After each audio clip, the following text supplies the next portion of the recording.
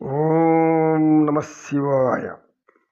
మంచికి విలువిచ్చే వాళ్ళు తక్కువ ఉంటారు. దుర్మార్గానికి విలువిచ్చేవాళ్ళు ఎక్కువ ఉంటారు. ఎందుకు?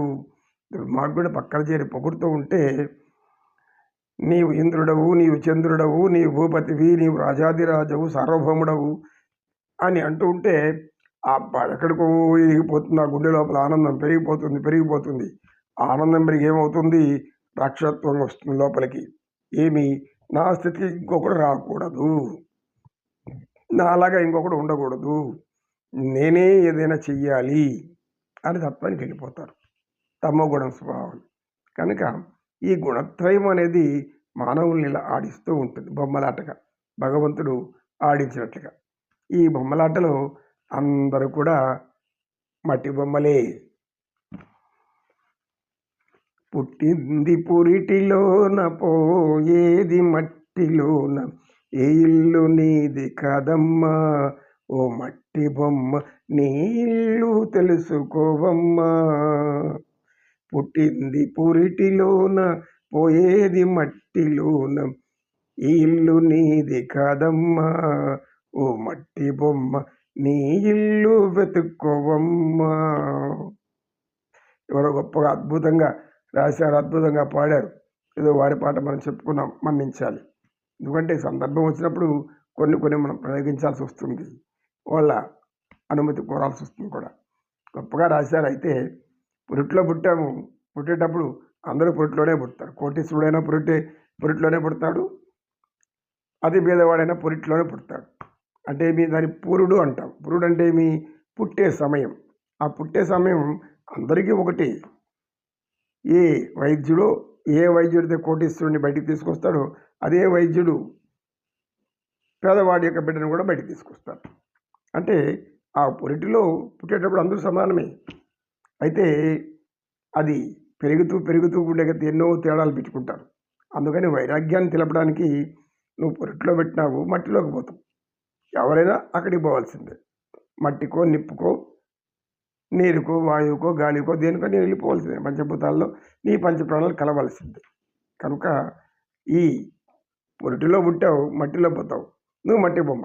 మట్టి బొమ్మని గుర్తుపెట్టుకో.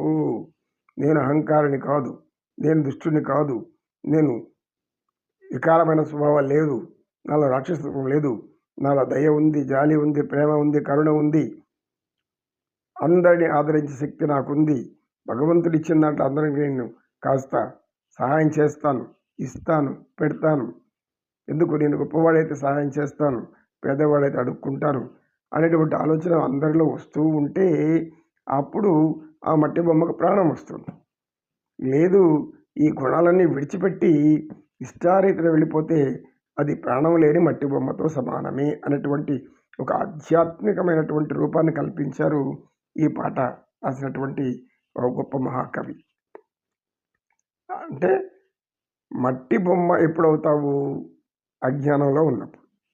మరి మట్టి బొమ్మ కాదు అని ఎప్పుడు అనుకుంటావు? జ్ఞానం వచ్చినప్పుడు.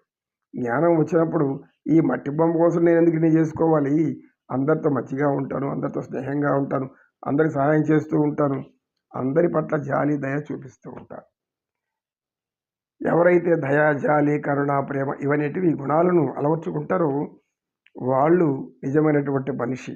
మట్టి మనిషి కాదు, నిజమైన మనిషి. అలా కానప్పుడు మట్టి మనిషి.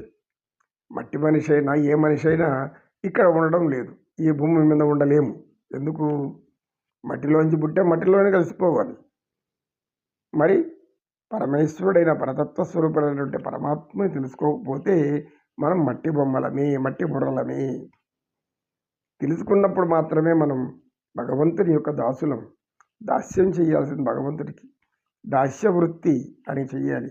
అందుకే అంటాడు రామదాసు, బంటు రీతి కొలువియవయ్య రామా, నాకు బంటు రీతి కొలువియవయ్య రామా, రామ రామచంద్ర సకల గుణాభిరామ పట్టాభిరామ కరుణారసపూరిత శ్రీరామ రామచంద్ర.